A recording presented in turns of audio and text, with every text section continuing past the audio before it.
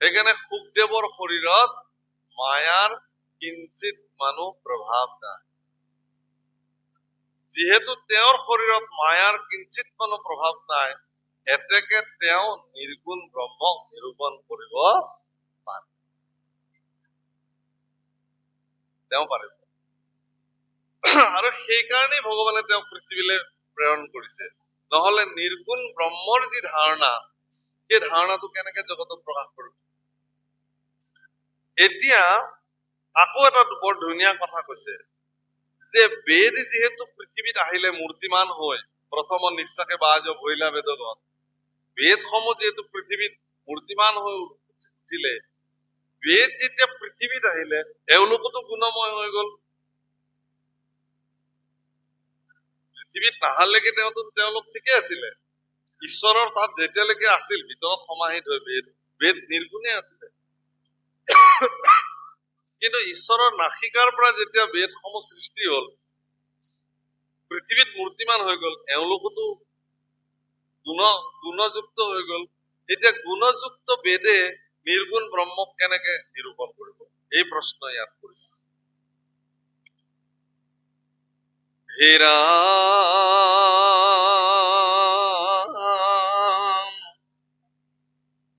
শব্দময় বেদ ব্ৰহ্ম নহয় গোচৰ, ইহাৰ সংশয় দূৰ কৰা মুনিবৰ, অ হেন শুনি মহামুনি দিলন্ত উত্তৰ, শুনা সাধু বুদ্ধি পৰীক্ষিত হৰিপ,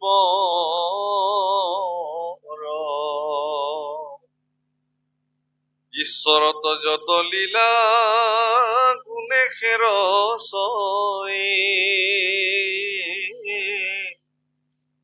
সেহি গুণ কহে বেদ নোহে গুণময়ী, ব্ৰহ্ময়ংশ জীৱ ছয় অনন্ত প্ৰমাণ, হৈ গুছে অগ্নিৰ স্ফুলিংগ যেন স্থান, তাতে অনুভৱ মিলে ব্ৰহ্মৰ বিহাৰ, সৃষ্টি স্থিতি অন্তলীলা ব্ৰহ্মাৰ অপাৰ। প্ৰভুসকল আৰু এটা ডাঙৰ কথা কলে, বাৰু ঠিক আছে, পৰীক্ষিত নিৰ্গুণবাদী আছিল, তেওঁ ব্ৰহ্মক বুজি পালে, আমি কেনেকে বুজি পাম? আমিতো নিৰ্গুণবাদী নহয়, নিৰ্গুণত প্ৰভাৱটো আমাৰ নাই, আমিতো বিষয় সুখত আছো। আজি ইয়াতে বহি আছো কাৰণেহে অকমান সময় ধৈৰ্য ধৰি বহি আছো। ইয়াৰ পৰা ওলাই যোৱাৰ লগে লগে এই কলপুলি দুডাল যে ফুটা আছে পেণ্ডেলৰ বাহিৰত, এই কলপুলি দুডাল পাৰ হোৱাৰ লগে লগে মানুহ আৰু মায়াত পৰি গল। আৰু মন মানসিকতা, যি মন মানসিকতাৰ দ্বাৰা অন্ন প্ৰস্তুত কৰা হয়, সেই চিন্তাই অন্নত সমাহিত হয়।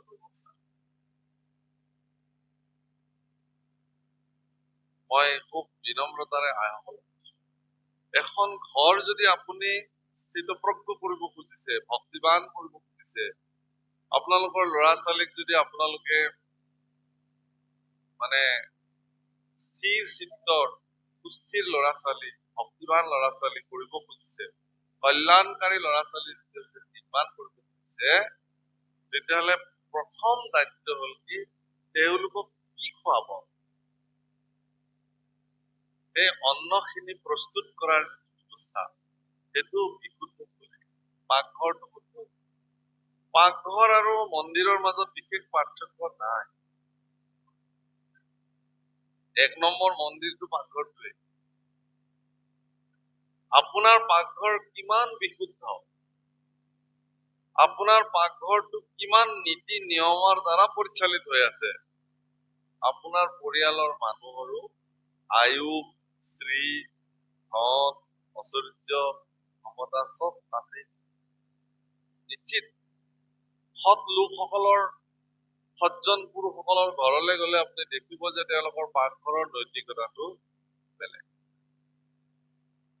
গতিকে সেইবোৰ চাই চাই যেতিয়া আপুনি অন্ন ৰান্ধিলে, সেই মন মানসিকতা যেতিয়া অন্নত সন্নিৱিষ্ট হল, সেইখিনি অন্ন যেতিয়া আপুনি আপোনাৰ স্বামীক খাবলৈ দিলে, ল'ৰাক খাবলৈ দিলে, ছোৱালীক খাবলৈ দিলে, এটা সময়ত সেই চিৰিয়েলখন ঘৰতে আৰম্ভ হৈ যাব। মানে দেখিব যে ঘৰতে আৰম্ভ হব। ঘৰলৈ এগৰাকী নতুন বোৱাৰী আহিছে, নতুন বোৱাৰী গৰাকীক শাহু বা শহুৰে নিজৰ ছোৱালীৰ নিচিনাকে দৃষ্টি দিব পাৰিব লাগিব। সেইটো নিয়ম। কোনোবা এগৰাকী আইক বোলে সুধিছে যে আপোনাৰ কি খবৰ, বোলে আছো আৰু ভাল বেয়াৰ মানে। ভাল বেয়া মানে বোলে ভাল মানে কি আৰু, এই ল'ৰাটোক বিয়া পাতিলো, হলে আজি এবছৰ 1.5 বছৰ, এতিয়া আমাৰ মনত দুখ, কিয় বোলে ল'ৰাটো এতিয়া তাৰ ঘৈণীয়েকৰ মতে চলে, আমাৰ কথা সেইটোৱে।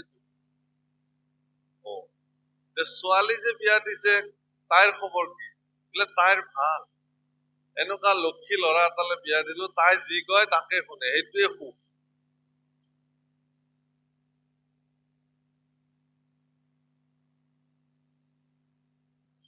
প্ৰভুসকল, যে সাংসাৰিক বিষয়টো বেলেগ। আপোনাৰ আইসকলে বাপসকলে নিজৰ পুত্ৰ সন্তান জন্ম দিছে, কন্যা সন্তান জন্ম দিছে, কন্যাক যিদিনাখন সমৰ্পণ কৰিব পিতৃয়ে এজন পুৰুষৰ হাতত, সেইটো শ্ৰেষ্ঠ দান পৃথিৱীত। আমাৰতো বিধিত কব লাগে যে হে আই লক্ষ্মী, তোমাক জন্ম দিনৰ পৰা আজিলৈকে পালন পোষণ কৰোতে যদি মোৰ কৰবাত দুখাটো হৈছে, সেইখিনি তুমি পৰিচন্ন কৰি শান্তি মনেৰে তুমি যোৱা, এইবুলি বিদায় দিয়ে। আমাৰ আকৌ দুখাদোষ যাতে তুমি নহয়। এগৰাকী ছোৱালী সাক্ষাৎ লক্ষ্মী, কাৰোবাৰ ঘৰত জন্ম হোৱা ছোৱালী এগৰাকী সাক্ষাৎ লক্ষ্মী স্বৰূপা, পিতৃ বুলি গণ্য কৰে।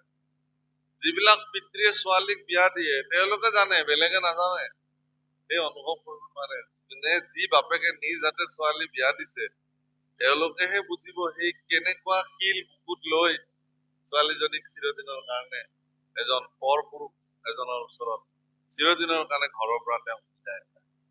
এই যিটো মৰ্মবেদনা, সেই মৰ্মবেদনাটো আপোনাৰ বোৱাৰী গৰাকীৰ ক্ষেত্ৰতো আপুনি ভাবিব লাগিব যে এইজনী ছোৱালীকো কোনোবা এজন পিতৃয়ে সেই একেই ভাৱনাৰে আমাৰ ঘৰলে। প্ৰভুসকল, ভাগৱত কোনো বৈকুণ্ঠৰ শাস্ত্ৰ বুলি কয়, কিন্তু এইখন জগতৰ বাস্তৱিক শাস্ত্ৰ। এইবিলাক কথা যদি কোনো ইউনিভাৰ্চিটিত নিশিকায়, শাস্ত্ৰৰ মাধ্যমেৰে আমি শিকিব লাগিব। দৈনন্দিন জীৱনত আমি কেনেকে আমাৰ পৰিয়ালসমূহ পৰিচালিত কৰিম। আমি যিহেতু সংসাৰী, আমিতো আৰু নিৰ্গুণবাদী পুৰুষ নহয়, সন্যাসী নহয়। আমাৰ ল'ৰা আছে, ছোৱালী আছে, ঘৰ আছে, সংসাৰ আছে, গৃহবাসী সুখতে আমি আছো। এতেকে আমাৰ ঘৰ সংসাৰ বিলাক আমি কেনেকে লৈ যাম আগুৱাই, এই কথাটোতো আমি শাস্ত্ৰৰ পৰাই লব লাগিব। সেইকাৰণে প্ৰভুসকল, এটা পৰিয়াল সম্পূৰ্ণ ভক্তিযুক্ত কৰিবৰ কাৰণে আপোনাৰ আধ্যাত্মিক গুণসম্পন্ন আপুনি হবই লাগিব, পিতৃ মাতৃ বিশেষকৈ। সেইকাৰণে সন্তান সন্ততিকো বিয়া, আপোনাৰ ল'ৰাক চাকৰি পালে এতিয়া তাক বিয়া কৰাই দিব লাগে, ছোৱালী যোগ্য হৈছে তাইক বিয়া দি দিব লাগে। কিন্তু মনত ৰাখিব, যোগ্যতাৰ মাপকাঠি আপুনি তাৰ পঢ়া শুনা বা চাকৰিৰ লগত নুজুখিব। সাংসাৰিক জ্ঞান তেওঁলোকৰ দুজন ছোৱালীৰ বা ল'ৰাৰ ভিতৰত আছে নে নাই, আগে এইটো চাই লওক। সেইকাৰণে যিটো কথা আপুনি শিকাব নোৱাৰে আপোনাৰ ল'ৰাক, শিকাবৰ কাৰণে অলপ অসুবিধা আছে কিছুমান কথা, সেইকাৰণে আপুনি সৎ গুৰুৰ ওচৰত তেওঁক সমৰ্পণ কৰি দিয়ক। সংসাৰ তত্ত্ব সম্পৰ্কে তেওঁক বুজাব গুৰুৱে, তাৰ পিছত সংসাৰৰ ক্ষেত্ৰত তেওঁ ভৰি দিয়ক, দেখিব যে সেই ল'ৰাৰ বা সেই ছোৱালীৰ সংসাৰ কেতিয়াও নষ্ট নহয়। কিন্তু আমাৰ সমস্যা হৈছে কি, যে পঢ়ালো শুনালো চাকৰি পালে এতিয়া ল'ৰা বিয়া কৰাই দিব লাগে, ছোৱালী বিয়া দিব লাগে। সংসাৰ তত্ত্বটো বহুত মাকে ছোৱালীক ফোনতে শিকাই থাকে। বিয়াৰ পিছত ছোৱালী সিফালৰ পৰা ফোন কৰে, মোৰ এনেকুৱা হৈছে, মাকে ফোনতে ডিৰেকশ্যন দিয়ে, অমুক হৈছে যে তই অমুক কৰ। তাতে কি পৰিস্থিতি হৈছে সেইটোতো মাকে বুজি পোৱা নাই। তাই যিখিনি কথা কৈছে তাৰে ভিত্তিতে এওঁ ইয়াৰ পৰাই সংবিধানটো দিছে। সেই সংবিধানটো কিবা সৎ সংবিধান হ'ব বুলি আপুনি ভাবে? সেইকাৰণে আধ্যাত্মিক গুণসম্পন্ন হোৱাৰ পিছতহে এজন ল'ৰাক সংসাৰ ক্ষেত্ৰত ভৰি দিয়াব দিব লাগে, এজনী ছোৱালীকো সংসাৰ কৰিবৰ কাৰণে আজ্ঞা কৰিব। গতিকে কিঞ্চিতমান হলেও যদি সংসাৰ তত্ত্বৰ জ্ঞান নাথাকে তেতিয়াহ'লে তেওঁ সংসাৰ কৰাৰ অধিকাৰ তেওঁ। গতিকে প্ৰভুসকল, আমি যিহেতু সংসাৰী, আমি যিহেতু গুণত আছো, আমি নিৰ্গুণ ব্ৰহ্মক কেনেকে মানে বা বেদে যিহেতু গুণত আহি গল, গুণময় বেদে নিৰ্গুণ ব্ৰহ্মক কেনেকে বুজাব? এই প্ৰশ্ন কৰোঁতে সুখদেৱে পৰীক্ষিতক কৈছে, হে পৰীক্ষিত শুনা, নিৰ্গুণ ব্ৰহ্মই কোনো লীলা নকৰে। নিৰ্গুণ ব্ৰহ্মই সদায় সগুণ সাকাৰ ৰূপ ধাৰণ কৰিহে জগতত লীলাসমূহ সম্পাদিত কৰে। তেওঁতো পৰম ব্ৰহ্ম আছিল, কৌশল্যাৰ গৰ্ভত আহি পেলাই ৰাম ৰূপে সগুণ সাকাৰ ৰূপ ধাৰণ কৰিলে। তাৰকা বধৰ পৰা আৰম্ভ কৰি লীলা। দৈৱকীনন্দন কৃষ্ণ হৈ পৰম ব্ৰহ্ম আহি সগুণ সাকাৰ ৰূপ ধাৰণ কৰিলে। সাধাৰণ মনুষ্যসকলৰ যিসমূহ নীতি নিয়ম তেওঁলোকৰ জীৱনতো সেইবিলাক প্ৰযোজ্য হয়। ভোক লাগে, ভাগৰ লাগে, টোপনি লাগে, খং উঠে, আনন্দ লাগে, স্ফূৰ্তি লাগে, নৃত্য কৰিছে, চব সাধাৰণ মানুহে যিবিলাক কৰিছে তেওঁলোকে এইবিলাক কৰিছে, কৃষ্ণ পুৰুষে এইবিলাক কৰিছে। তাৰমানে যেতিয়া নিৰ্গুণ ব্ৰহ্মই সগুণ সাকাৰ ৰূপে অৱতাৰ লৈ পেলাই গুণত যিসমূহ লীলা সাধন কৰিছে, সেই লীলাসমূহত অৱগাহন কৰিলে আমাৰ নিচিনা গুণত থকা লোকসকলে নিৰ্গুণ অৱস্থালে প্ৰাপ্ত হব পাৰে। বৰগীতত মহাপুৰুষে কেনে লিখিছে, এ হৰিয়ে তুমি প্ৰভু নিৰ্গুণ গুণেৰ সীমা নাই।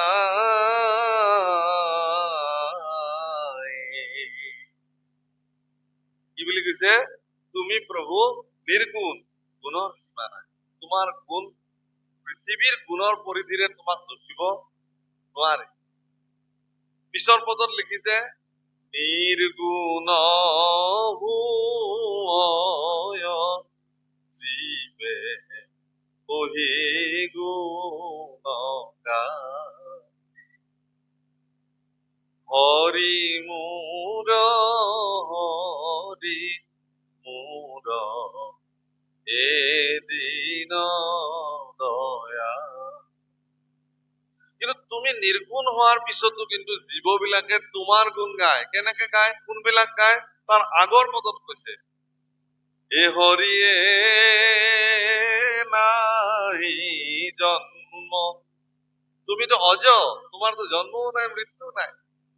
পৰম ব্ৰহ্মটো অজ। এ হৰিয়ে তুমি প্ৰভু নাহি জন্ম, তোমাৰ তথাপি জন্ম ধৰা।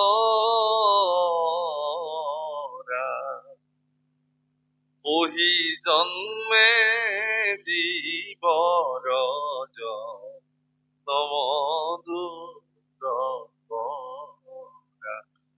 হৰি মোৰ হৰি মোৰ এদিন দয়া। তোমাৰ জন্ম নাই প্ৰভু, তথাপিও তুমি জন্ম না। যাতে তুমি জন্ম ধাৰণ কৰি সাধাৰণ নৰ মনুষ্যৰ দৰে জন্ম ধাৰণ কৰি সাধাৰণ নৰ মনুষ্যৰ দৰে লীলাসমূহ সম্পাদন কৰি যিবিলাক তুমি সগুণ সাকাৰযুক্ত লীলা সাধন কৰিলা, সেইবিলাকক গাই পেলাই সগুণ সাকাৰত বন্দী হৈ থকা জীৱয়ো কি হব পাৰে? তেওঁলোকৰ জন্মটো দূৰ কৰিব পাৰে। পুনৰূপী জনম পুনৰূপী মৰণম পুনৰূপী জননী যথৰে শয়নম। আকৌ জন্ম, আকৌ মৃত্যু, আকৌ জন্ম, আকৌ মৃত্যু, এই যিটো জন্ম মৃত্যুৰ যিটো কি কয় বৃদ্ধি চক্ৰ, সেইটোত আমি জীৱবিলাকে পৰি আছো। এই মানুহ হলো, মৰিলো, গৰু হলো, কুকুৰ হলো, শিয়াল হলো, বাঘ হলো, গছ হলো, এনেকে 84 লক্ষ নৰক জনী ভ্ৰমণ কৰিলে। আজিৰ যিটো অধ্যায় আমাৰ বাপজনে পঢ়ি আছিলে, তাত এটা কথা বৰ্ণন হৈছে। কিহৰ কাৰণে? মহাৰাজ পৰীক্ষিতৰ প্ৰশ্নটো আছিল যে ম্ৰিয়মাণস্য কিম কাৰ্যম, মৃত্যুমুখী লোকৰ কি কাম? এটাই মাত্ৰ প্ৰশ্ন। তো মৃত্যুমুখী লোকৰ কি কাম? শুকদেৱে কলে তুমি শ্ৰৱণ কীৰ্তন কৰিবা। তো শ্ৰৱণ কীৰ্তন মৃত্যুমুখী লোকৰ কাম বোলে, কাম। মৃত্যুমুখী লোকে শ্ৰৱণ কীৰ্তন কৰিলে,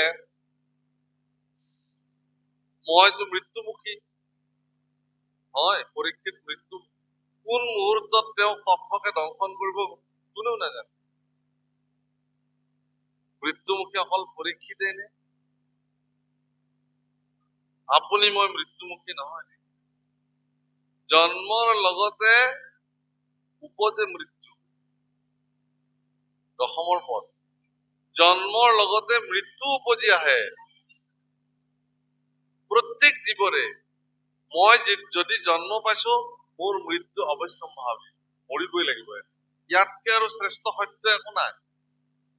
কিন্তু এই কথা জনাৰ পিছতো আমি এনেকে জীৱন ধাৰণ কৰো যেন আমাৰ কোনোদিনে মৃত্যুই নহয়। এই যে মৃত্যু হলো, জন্ম হলো, মৃত্যু হলো, জন্ম হলো, এই জন্ম মৃত্যুৰ চক্ৰটোক ৰোধ কৰিবৰ কাৰণে আপুনি যদি এই পৰম ব্ৰহ্মৰ গুণময় লীলাসমূহ যদি চৰিত্ৰ অৱগাহন কৰে, তেতিয়াহ'লে তেতিয়াই আপোনাৰ জন্মটো ৰোধ হৈ যাব আৰু জন্ম লব নালাগে। তাৰমানে আপুনি মুক্ত হৈ যাব। এইটোকে মোক্ষ প্ৰাপ্তি বোলে। আৰু আপোনাৰ জন্ম হব লগা নাই। এই যে জন্ম হব লগা নাই, এই ৰাস্তাটোৰ নামে হল নিগম মাৰ্গ। বোলে নহয় মই আকৌ জন্ম হৈ থাকিম, মৃত্যু হৈ থাকিম, তেতিয়াহ'লে এইটো আগম মাৰ্গত কৰিব, এই প্ৰবৃত্তি মাৰ্গ। গতিকে বেদত যিহেতু দুটা ৰাস্তা সম্পূৰ্ণ বৰ্ণিত হৈছে, নিগম আৰু আগম মাৰ্গ, সেই নিগম মাৰ্গসমূহৰ ভিতৰত সকলো নিগম কল্পতৰু, তাৰো অবিনাশী ফল মহাভাগৱত, সমস্ত নিগম শাস্ত্ৰসমূহৰ ভিতৰত সৰ্বশ্ৰেষ্ঠ শাস্ত্ৰ হিচাপে শ্ৰীমদ ভাগৱত শাস্ত্ৰ নিৰূপিত হৈছে। মহাৰাজ পৰীক্ষিতকো তক্ষকে দংশন কৰাৰ পিছতো তাৰ আগে আগে তেওঁৰ মনুষ্য শৰীৰটোক পৰিত্যাগ কৰি পৰীক্ষিতৰ ভিতৰত থকা যিটো মই পৰমাত্মা, সেইটো কেতিয়াবা বিলীন হৈ গৈছে। আত্মা পৰমাত্মাৰ লগত বিলীন। কেৱল মাত্ৰ জড় শৰীৰটোক আহি তক্ষকে দংশন কৰিছে। তক্ষকৰ দংশনত জড় শৰীৰটো নিষ্প্ৰাণ হৈ গৈছে, তাৰ বাহিৰে বেলেগ তেওঁ গমেই নাপালে কোনে তেওঁক দংশনে কৰিলে নে কি। সেইকাৰণে কি কৈছে যে হেন শুনি মহামুনি দিলন্ত উত্তৰ, শুনা সাধু বুদ্ধি পৰীক্ষিত হৰিপৰ, ঈশ্বৰত যত লীলা গুণেশে ৰচয়, সেহি গুণ কহে বেদ নোহে গুণময়। সেই গুণৰ কথাহে বেদে নিৰূপণ কৰে। হীৰা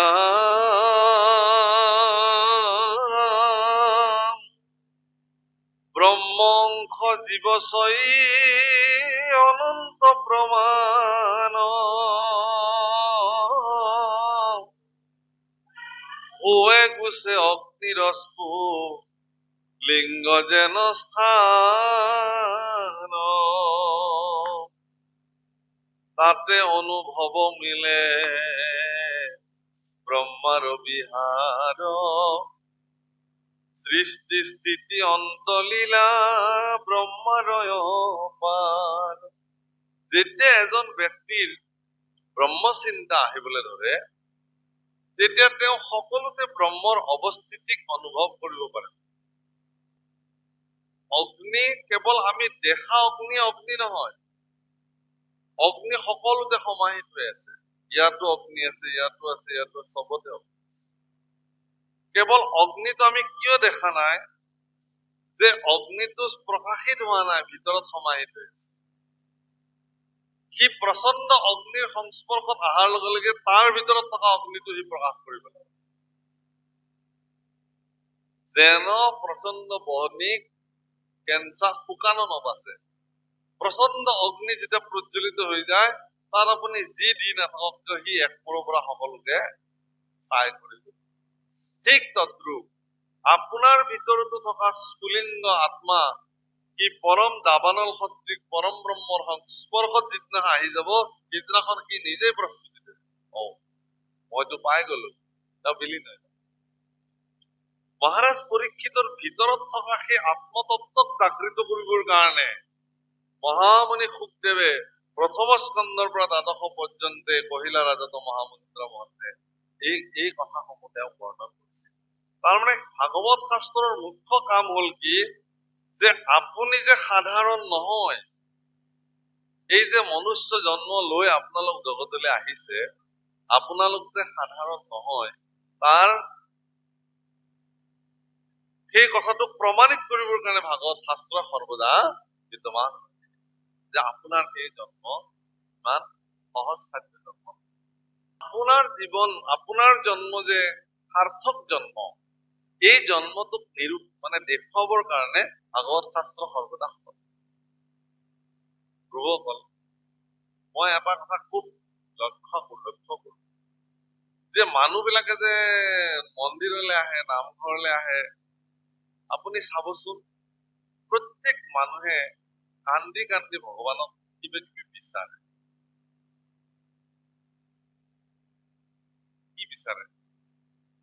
কোনে বিচাৰে? যাৰ অভাৱ আছে তেওঁ বিচাৰে। যাক কিবা এটা লাগে, সেই অভাৱটোক পূৰ্ণ কৰিবৰ কাৰণে ভগৱানক তেওঁ কি কৰে? বিচাৰে। হে প্ৰভু,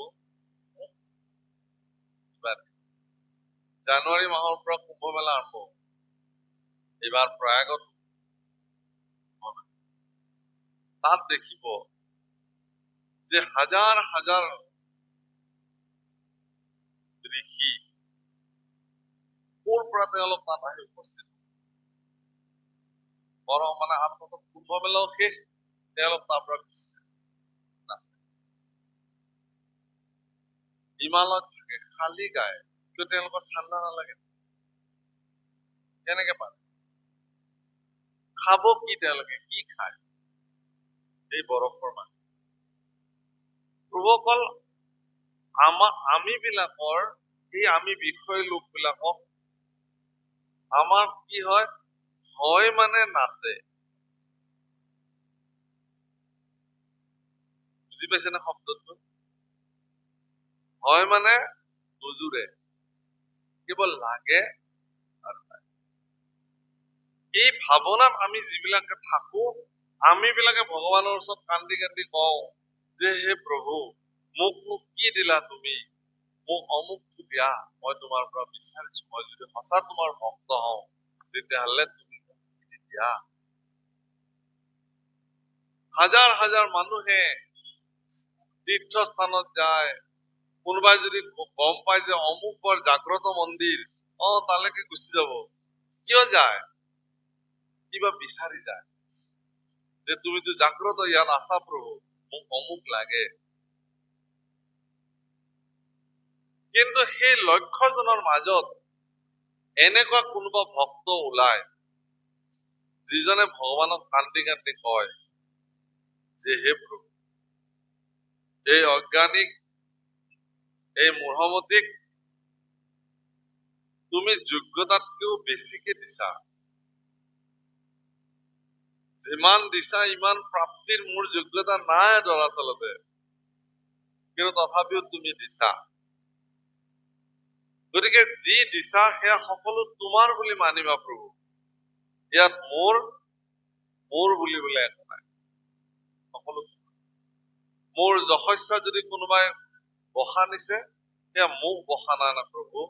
মোৰ ভিতৰত তুমি বহি আছা কাৰণে সেই যশস্যাৰ গৰাকী তুমি, এনেকে তোমাকহে প্ৰশংসা কৰিছে। মোৰ সম্পত্তিৰ কাৰণে যদি কোনোবাই মোক মান্যতা দিছে, সেয়া মোক দিয়া নাই প্ৰভু, তোমাক দিছে, কাৰণ জগতৰ সমস্ত সম্পত্তিৰ অধিকাৰী তুমি। গতিকে মোৰ তাতে থকাখিনিও তুমি তাৰ এগৰাকী। যদি মোক সৌন্দৰ্য দিছা প্ৰভু, এই সৌন্দৰ্যৰ কাৰণে কোনোবাই যদি মোক ভাল পাইছে, প্ৰশংসা কৰিছে, সেইখিনিও তোমাৰেই, মোৰনো কি আছে? প্ৰভুসকল, এই ভাৱনাটো এইটো ব্যৱহাৰিক ভাৱনা। কেতিয়াবা দেখা যায় যে এই ল'ৰাটো কাৰ, এনেকে যদি সোধে, বোলে এইটো কাৰ বুলিনো কম, আপোনালোকৰে দিয়ক। ঘৰটো কোনে, আপোনাৰ ঘৰ নেকি? এইটো কাৰ বুলি কম, আপোনালোকৰ বুলিয়ে ধৰক। গাড়ীখন কাৰ, এই আপোনালোকৰে দিয়ক।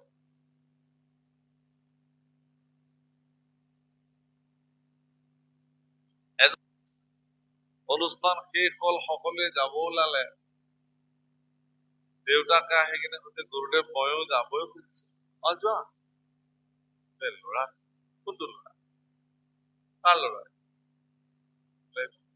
আৰে তুমিতো কৈছিলা এইটো মোৰ বুলি সকলোৰে আগত, গতিকে মোৰ ল'ৰাটোক এতিয়া আৰু তোমাৰ বুলি কেনেকে কৈছা? গতিকে তুমি যোৱা, মোৰ ল'ৰা, মই তাক ৰাখিম যেনেকে ৰাখিম। গুৰুদেৱ এটাই ল'ৰা, কেনেকে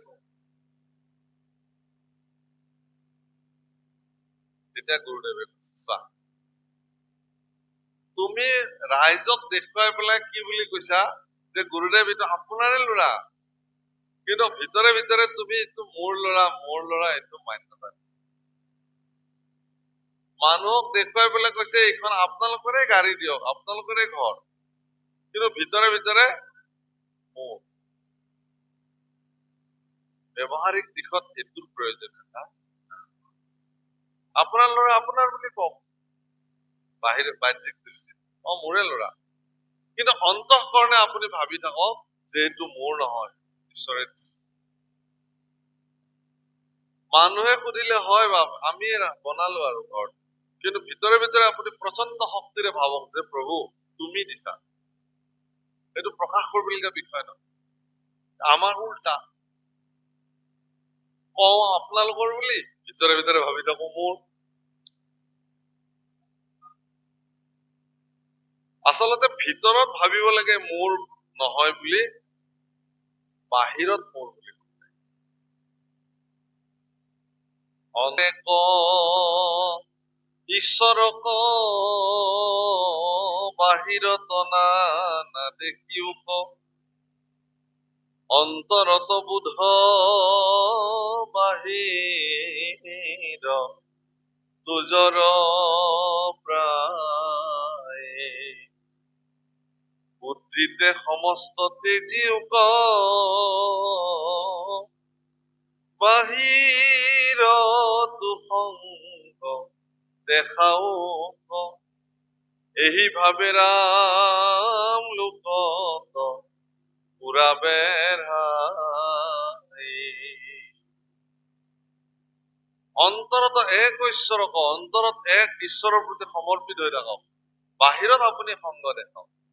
আপোনাৰ পত্নী বাহ্যিক দৃষ্টিত এইটো আপোনাৰ পত্নী, অন্তঃ দৃষ্টিৰে তেওঁ আত্মা, আপোনাৰ পূজ্য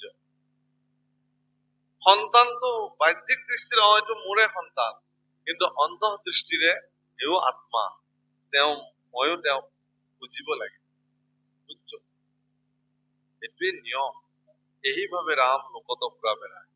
গুৰু বশিষ্ঠই প্ৰভু ৰামচন্দ্ৰক এই আজ্ঞা কৰিছে, যোগ বশিষ্ঠ ৰাম, তাকে মহাপুৰুষ মাধৱদেৱে নাম তাত এই বুলি বৰ্ণনা কৰিছে, পদসম্পন্ন কৰিছে। কি হয়, এইবিলাক ব্যৱহাৰিক জীৱনৰ কথা প্ৰভু কলাই হব।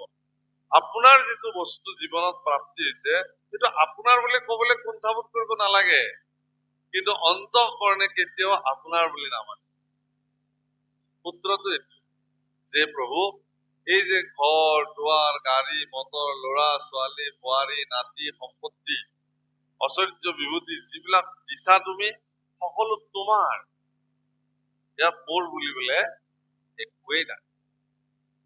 এই ভাৱনা যিদিনাখন আপোনাৰ মনত সৃষ্টি হ'ব, এই ভাৱনাই যিদিনাখন আপোনাৰ মনত মন মানসিকতাত ক্ৰীড়া কৰিব, সিদিনা আপোনাৰ ঈশ্বৰ প্ৰাপ্তি হ'ব। আপুনি ঈশ্বৰৰ প্ৰতি কৃতজ্ঞ হ'ব পাৰিব যে হয় প্ৰভু। মহাৰাজ পৰীক্ষিতক এই ভাৱনাৰ প্ৰতি লৈ যোৱা হ'ল, নহলে পৰীক্ষিতে ক'ব পাৰিলেহেঁতেন যে গুৰুদেৱ আপুনিতো বহুত শক্তিশালী, পাৰে যদি আপুনি ঋষি সাপটো কিবা অলপ ইফাল সিফাল কৰি দিব নোৱাৰেনে? মই লাগে যি খৰচ বহন কৰিব লাগে আপোনাক বহন। আজিকালি কথাবিলাক এইবিলাক, বস্তুটো অকমান চাই দিয়ক, কি লাগে মই আপোনাক দিম দিয়ক, চাম মই। আৰু ইচ্ছা কৰিলে নিৰ্গুণবাদী মহামুনি সুখদেৱ শ্ৰী মহন্তই পৰীক্ষিতৰ অভিশাপক তাক বিকল্প ব্যৱস্থা কৰিব পৰাৰ ক্ষমতাও তেওঁৰ আছিল। সেইকাৰণে একদম শেষত যিটো অধ্যায় চলি আছিলে আজি আহোঁতে, তাত কোৱা হৈছে যে হে পৰীক্ষিত, তুমিতো ভগৱানক শুনিলা, ভাগৱত বুলি কোৱা নাই দেই, তুমি ভগৱন্তক শুনিলা, জানিলা আপোনাক, আৰু আছে তোমাৰো মৃত্যু ভয়। তোমাৰ মৃত্যু ভয় আছে নে? যদি তুমি বুজি পোৱা নাই তেতিয়াহ'লে কোৱা, মই তোমাক আকৌ 12 স্কন্ধ কম। কিন্তু মহাৰাজ পৰীক্ষিতে কি বুলি কলে যে আৰু কোৱাৰ প্ৰয়োজন নাই গুৰুদেৱ, মই বুজি পাইছো। যদি পৰীক্ষিত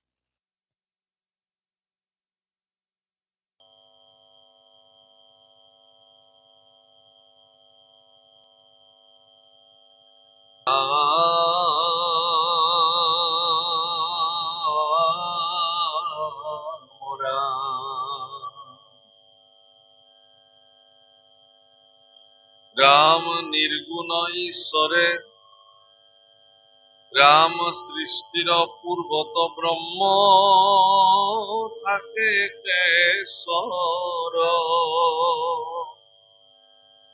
তান্তে সূক্ষ্ম রূপে জীব থাকে সরাসর। হে রাম ধর্ম অর্থ কাম মুখ হেতু তাকম্বারে, প্রাণ মন ইন্দ্রিয় স্বজন্ত অন্তরে। রাম নির্গুণ ঈশ্বরে ভজে মায়ার গুণ, প্রকাশক অনন্ত ধরি অনেক রূপত, আর নির্গুণ ব্রহ্মত হন্তে হুয়ে বেদশয়, গুণে ব্রহ্মান্ত দেখি কহে গুণময়, গুণে পুরু ঢাকিবে ব্রহ্মা কোন পারয়, ও এতে সে সগুণক ব্রহ্ম পরিচয়। হে রাম সর্বজ্ঞ সচ্চিদানন্দ সর্বশক্তিমন্ত, সর্বকর্ম ফলদাতা সদা ভগবন্ত।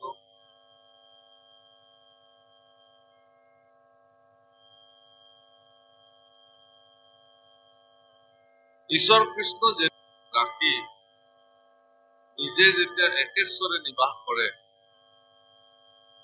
তেতিয়া তেওঁৰ বহুকাল বছৰ থকাৰ পিছত তেওঁৰ পুনঃ সৃষ্টি কৰিবলৈ যেতিয়া মন যায়, তেতিয়া তেওঁৱে যিহেতু তেওঁৰ ভিতৰতে সকলো সমাহিত হৈ থাকে, গতিকে সেই এটা এটাকে তেওঁ আৰু সকলোকে পুনৰ প্ৰকাশ কৰে, বিদ্যমান কৰে ভিন্ন ৰূপে। অৰ্থাৎ এইটো প্ৰপঞ্চিত দৃষ্টি বুলি ভাৱ হ'ব।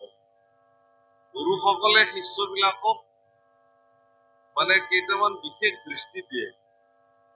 গুৰুসকলৰ প্ৰতি শিষ্যবিলাকৰ প্ৰাৰ্থনা কি? ত্বমেব মাতা চ মানে কি ওম অসতো মা সদ্গময় তমসু মা জ্যোতির্গময় মৃত্যুর্মাম অমৃতম গময়। মোক এন্ধাৰৰ পৰা পোহৰলৈ বাট দেখুৱাই দিয়া, সতৰ পৰা সতলৈ লৈ যোৱা আৰু মৃত্যুৰ পৰা অমৃত তত্ত্বলৈ লৈ। শিষ্যসকলৰ এনেকুৱা প্ৰাৰ্থনা শুনাৰ পিছত গুৰুসকলে শিষ্যৰ প্ৰতি কৃপাবৰ হৈ পেলাই পৰম তত্ত্ব প্ৰদান কৰে। মানে ঈশ্বৰক চিনাই দিবৰ কাৰণে গুৰুসকলে প্ৰয়াস। সেইকাৰণে আমাকো চিনাৱে গুৰু কৃপাময়। ঈশ্বৰে কৈছে যিজনে মোক চিনাই দিব পাৰে তেওঁৱেই গুৰু। গুৰু হবলৈ হলে তেওঁ ভগৱানৰ স্বৰূপাৰ্থত ভগৱানক পৰিচিত কৰাই দিব পাৰিব লাগিব শিষ্যক যে এই ভগৱান। যিহেতু গুৰুসকলে শিষ্যবিলাকক ভগৱানৰ স্বৰূপ দৰ্শন কৰায়, এতেকে প্ৰথমতে শিষ্যবিলাকে গুৰুকে ভগৱান বুলি মানে। কাৰণ তেওঁতো নাজানে কোন ঈশ্বৰ কেনেকুৱা। ঈশ্বৰক গুৰুৱে দেখুৱাবহে তেওঁ। প্ৰথমতে তেওঁ গুৰুৰ ওচৰতে আশ্ৰিত হল। সেইকাৰণে গুৰু সাক্ষাৎ পৰম ব্ৰহ্ম, গুৰুক সাক্ষাৎ ঈশ্বৰ বুলি শিষ্যসকলে মানিব লাগিব। যেতিয়া গুৰুৰ অধীনত আহিব, গুৰুৰ আশ্ৰয়ত থাকিব, গুৰুৱে ঈশ্বৰ দেখুৱাব। তেতিয়া শিষ্যবিলাকৰ মনত দুটা স্থানত ঈশ্বৰ দেখে। গুৰুকো ঈশ্বৰ বুলি দেখে আৰু ঈশ্বৰকো ঈশ্বৰ বুলি দেখে। গুৰুৰ শুশ্ৰূষা কৰি গুৰুৰ লগত থাকোতে গুৰুৱে ঈশ্বৰক প্ৰপঞ্চিত দৃষ্টিত দেখুৱায় শিষ্যক। মানে ক'ত যে অকল তুমি আৰু ময়ে নহয়, সকলোতে ঈশ্বৰ বিদ্যমান। এই যে দুবৰি বনডাল, ইও ঈশ্বৰৰ পৰমাত্মাৰ পৰা আহি ইয়াত দুবৰি বনডাল। এই যে কলগছ, নাৰিকল গছ, প্ৰকৃতি, নদী, প্ৰত্যেক টুকুৰা মাটি, বায়ু, সকলোবিলাক ভগৱান। সকলোতে তেওঁৰ অস্তিত্ব আছে। তুমি ব্যতিৰে কোনো নহয়, কাৰো অস্তিত্ব নাই। তুমিয়ে সকলোৰ ভিতৰতে সোমাই সকলোকে চৈতন্য কৰি ৰাখা ভগৱান। এইটো তেওঁৰ বিশেষ বিশিষ্টতা। গতিকে সেইকাৰণে কৈছে যে সেইকাৰণে নিৰ্গুণ হোৱাৰ পিছতো তেওঁ গুণত থাকি পেলাই যিহেতু গুণময় লীলাসমূহ সম্পাদিত কৰে, এতেকে গুণত থকাৰ পিছতো বেদসমূহে নিৰ্গুণ ব্ৰহ্মক প্ৰকাশিত কৰিব পাৰে। কিন্তু এইটোও ঠিক যে গুণে কিন্তু নিৰ্গুণ ব্ৰহ্মক থাকিব নোৱাৰে। ক্ষমতা নাই। যিহেতু থাকিব নোৱাৰে, প্ৰকাশ কৰিবই লাগিব তেওঁ। অগ্নিক, প্ৰচণ্ড প্ৰজ্বলিত অগ্নিক কিবাহেৰে ঢাকি থলে এই ক'ত ঢাকা নাপায়। এই পুৰি হলেও এটা সময় এই প্ৰকাশ। আপোনাৰ ভিতৰতো অজ্ঞান আন্ধাৰৰ যিমান আৱৰণ নাথাকক কিয়, যদি আত্মা জাগ্ৰত হৈছে কেনেবাকে বা গুৰুৰ কৃপাত, সেই আত্মা এদিন প্ৰস্ফুটিত হৈ পৰমাত্মাক পৰিচিত হবৰ কাৰণে উদ্ভাৱ লব আৰু এদিন আত্মা গৈ পেলাই পৰমাত্মাৰ লগত যোগ হব। এই অৱস্থাটোকে আচলতে ভক্তি যোগ। তেওঁ যোগ হৈ গল। যোগীসকলৰ কাম এইটোৱেই যে যেন তেন প্ৰকাৰে মোৰ ভিতৰত সমাহিত হৈ থকা আত্মাক পৰমাত্মাৰ লগত মিলিত। তাৰ কাৰণে ভাৰতীয় সনাতন পৰম্পৰাত অনেক পন্থ নিৰ্মাণ হৈছে। বিভিন্ন পন্থৰ দ্বাৰা, বিভিন্ন ব্যৱস্থাৰ দ্বাৰা মানুহে পৰমাত্মাৰ সন্ধানত লাগে। সেইকাৰণে কোনো পন্থক বাধা দিব নোৱাৰে, কোনো পন্থক নিন্দা কৰিব নোৱাৰে। সনাতনী পৰম্পৰা কোনো পন্থৰ শিষ্যই কোনো পন্থৰ গুৰুক অৱহেলা কৰিব নোৱাৰিব। হীন দৃষ্টি দিব নোৱাৰিব, নিন্দা কৰিব নোৱাৰিব। সকলোৰে আস্থা আৰু অস্মিতা, সকলোৱে সকলোৰ আস্থাৰ প্ৰতি সন্মান জনাব লাগিব। এইটো ভাৰতবৰ্ষৰ সনাতন ধৰ্মৰ বিশিষ্ট প্ৰতীক। আপুনি আপোনাৰ দেশত আগবাঢ়ি থাকক, মই মোৰ। কিন্তু যদি এইটো হৈ গৈ যে মই যিটো পন্থত আছো এইটোৱে সৰ্বশ্ৰেষ্ঠ, আপুনি যিটো পন্থত আছে এইটো কাম নাই, এনেকুৱা কথা কোৱাৰ নৈতিক অধিকাৰ শাস্ত্ৰই নাথাকে।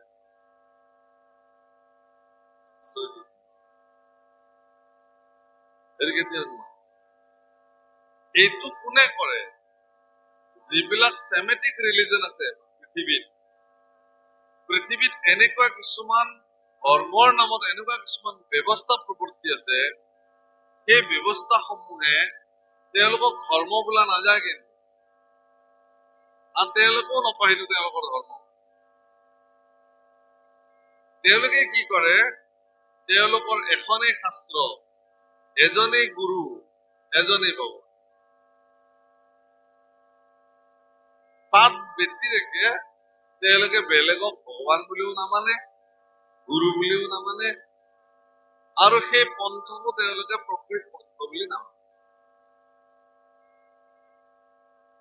তেওঁলোকক কাফিৰ বুলি কব, অমুক বুলি কব, তেওঁলোকৰ জীয়াই থকাৰ অধিকাৰ নাই এই বুলি কব। কিন্তু আমাৰ ভাৰতবৰ্ষৰ সনাতনী পৰম্পৰা প্ৰাচীন কালৰ পৰা প্ৰৱৰ্তি আহিছে। আপোনালোকে চাব, প্ৰভু ৰামচন্দ্ৰই যেতিয়া গুৰু গৃহত ঋষি বশিষ্ঠৰ নেতৃত্বত তত্বাৱধানত তেওঁ যেতিয়া গুৰু শিক্ষা গ্ৰহণ কৰি থাকে, তেতিয়া সামৰণিৰ দিনা তেওঁ শিক্ষা আৰম্ভণি কৰিছিল বসন্ত পঞ্চমীৰ দিনা প্ৰভু ৰামচন্দ্ৰ। অৰ্থাৎ সিদিনাখন আমাৰ সৰস্বতী পূজা। বসন্ত পঞ্চমীৰ দিনা তেওঁৰ শিক্ষা আৰম্ভ কৰিছিল আৰু সামৰণি পেলাইছে সম্পূৰ্ণ ব্ৰহ্মচাৰ্য জীৱন অতিবাহিত কৰি একদম পূৰ্ণাংগ বয়সত যিদিনাখন সামৰণি পেলাইছে, সেইদিনাখন গুৰুৱে কলে যে আজিতো শিৱৰাত্ৰি, গতিকে আজি এতিয়া শিৱ পূজা হব, শিৱৰ আৰাধনা হব। গোটেই আশ্ৰমৰ শিষ্যবিলাকে শিৱক আৰাধন কৰিবলৈ আৰম্ভ। স্বয়ং প্ৰভু ৰামচন্দ্ৰ শিষ্যসকলৰ সন্মুখত অগ্ৰভাগত বহি পেলাই শিৱৰ আৰাধনা আৰম্ভ কৰোতে কৈলাশপতি শিৱই তাৰ পৰাই মানে বিচিত্ৰ ভাৱনাৰে চালে, আহা তুমি গৈ এইবিলাক লীলা আৰম্ভ কৰি দিলা, এইবোৰ লীলা। কাষতে বহি থকা সতী আই ভৱানী কলে যে হে স্বামী, এইবিলাক বাৰু কি লীলা? আপুনি কয় যে আপোনাৰ পৰম আৰাধ্য প্ৰভু ৰাম, এতিয়া প্ৰভু ৰামে আকৌ আপোনাক আৰাধ্য বুলি সেৱা কৰি আছে, এইবিলাক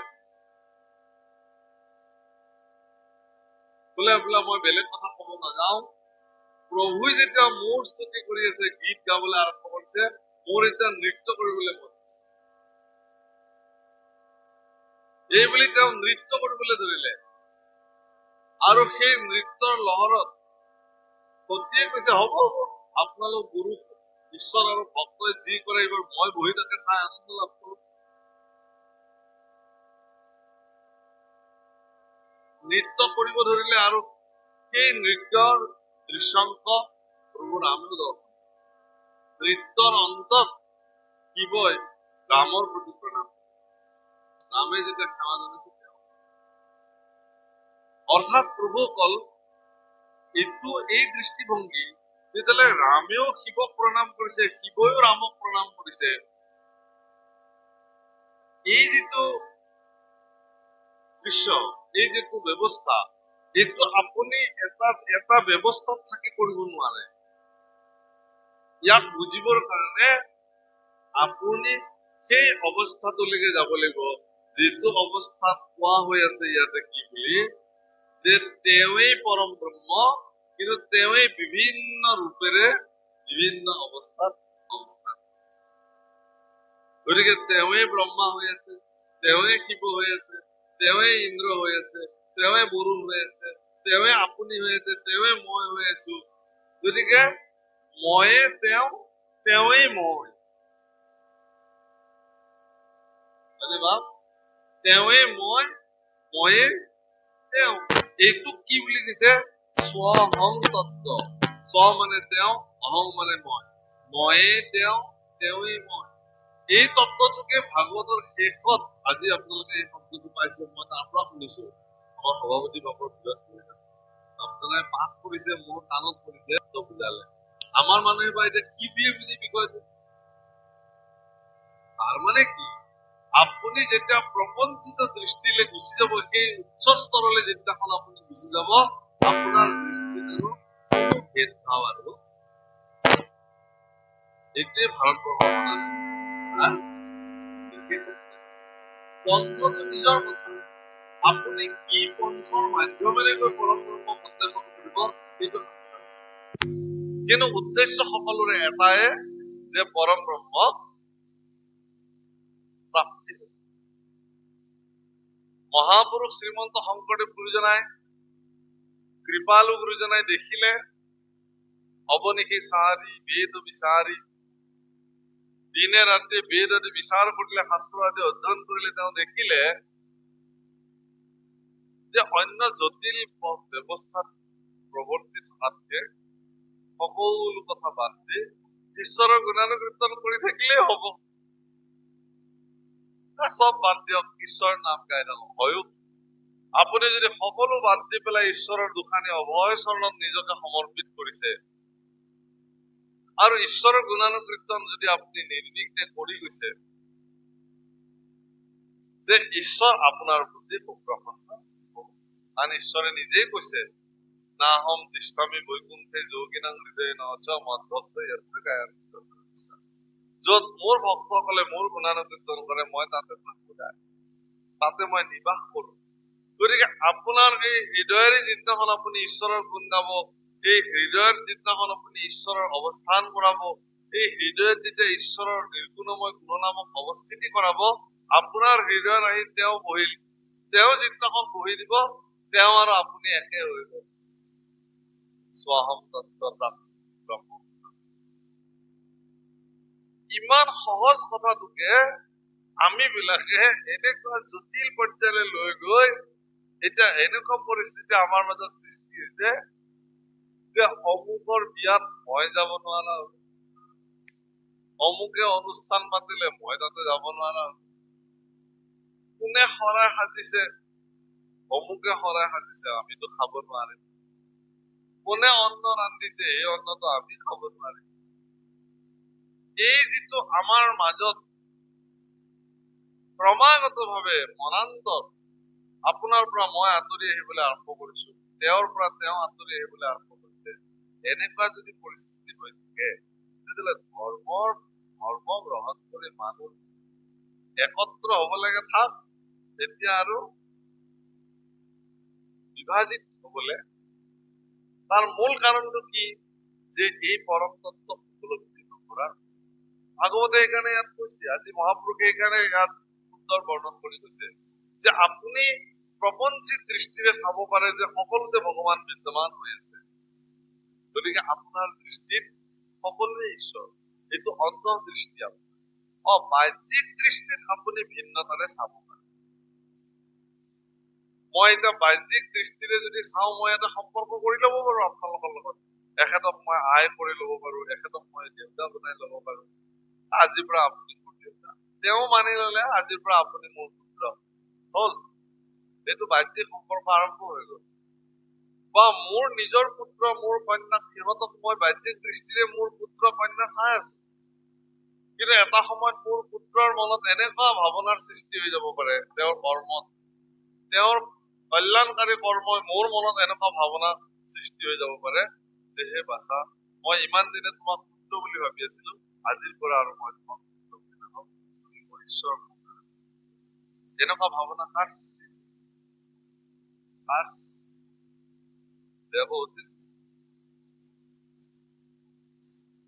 কপিলক আৰু নিজৰ পুত্ৰ বুলি নাভাবা হল, যে মইতো আৰু এতিয়া তোমাক পুত্ৰ বুলি নাভাবো।